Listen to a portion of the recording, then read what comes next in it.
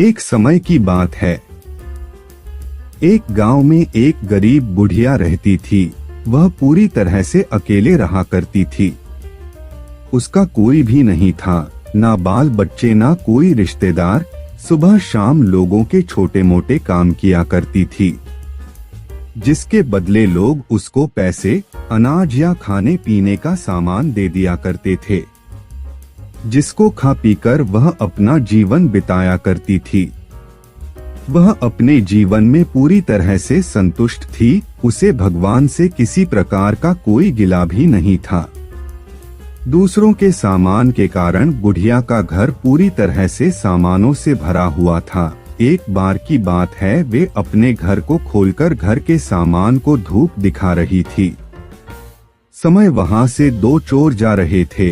जब उन्होंने देखा कि बुढ़िया के घर में तरह तरह का सामान भरा हुआ है, तो उन्हें बड़ा लालच आया और वे सोचने लगे कि इस घर में तो बुढ़िया अकेली रहती है, क्यों ना हम आकर इसके घर को ही साफ कर दें। माना कि सामान पुराना है, लेकिन कुछ तो पैसा मिलेगा और यह बुढ़िया अकेली हमारा कुछ बिगाड़ भी नहीं पाएगी।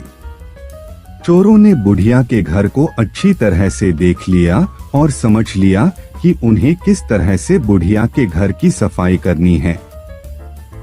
उसके बाद चोर अपने घर वापस चले गए। बुढ़िया बेचारी को सपने में भी यह ख्याल नहीं आया कि उसके घर में भी कभी चोरी हो सकती है, क्योंकि उसके घर में तो खुद के उसके कपड़े तक उसके नहीं थे। सब कुछ गांव वाले उसे दिया करते थे, जो वह अपने घर में रख लेती थी। खैर कुछ दिन बीत गए और एक दिन रात में चोर अपने दो साथियों को लेकर बुढ़िया के घर पहुंच गए। कमाल की बात यह थी कि उस दिन सरपंच ने बुढ़िया को चावल, दूध और चीनी दी थी और बुढ़िया बहुत खुश थी। बुढ़िया ने खुशी खुशी अपने लिए खीर बनाई और खीर बनाकर वह उस खीर को चूल्हे पर रखकर सोचने लगी कि अभी तो खीर बहुत ही गर्म है, जबकि थोड़ी ठंडी हो जाएगी तब आराम से खाऊंगी।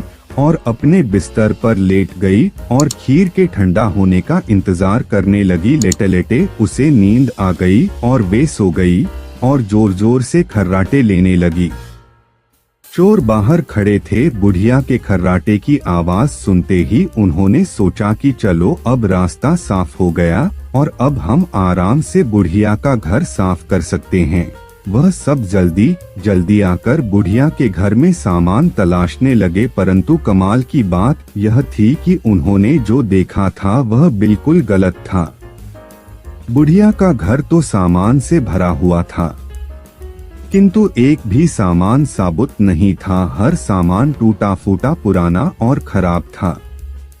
यह चोर बड़े दुखी हुए और बुढ़िया को बहुत गालियां देने लगे। वह बोले, देखो कितनी दुष्ट बुढ़िया है, आराम से सो रही है और हम बेचारे इतनी मेहनत कर रहे हैं।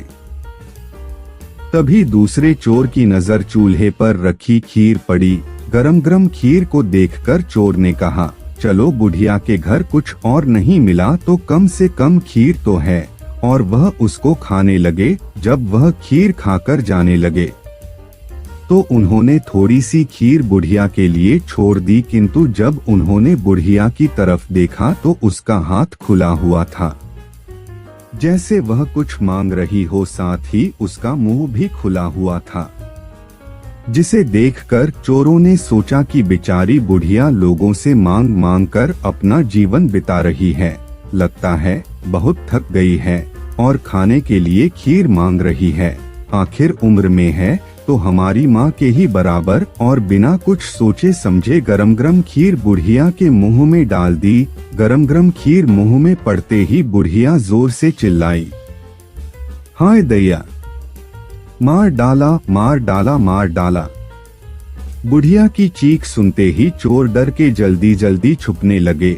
जिसने मुंह में खीर डाली थी वह ऊपर जाकर छिप गया, एक चारपाई के नीचे और एक चारपाई के दाएं। बुढ़िया की चीख सुनते ही गांव वाले बुढ़िया के घर आ गए और पूछने लगे, क्या हुआ माँ?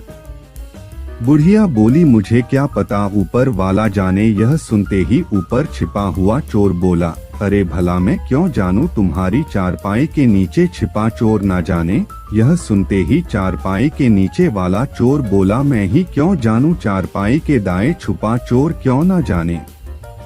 और इस तरह से तीनों चोरों ने खुद ही अपना पता गांव वालों को बता दिया और फिर गांव वालों ने उन्हें पकड़कर खूब पिटाई करी और वापस भेज दिया। उसके बाद से चोरों ने कान पकड़ लिया कि आज के बाद कभी वह चोरी कभी नहीं करेंगे। चोर चाहे जितनी भी कोशिश करे अपने आप को छुपाने की, लेकिन वह फिर भी पकड़ा जाता है। इसलिए हमें कभी चोरी नहीं करनी चाहिए और अपने बच्चों को यही सीख देनी चाहिए।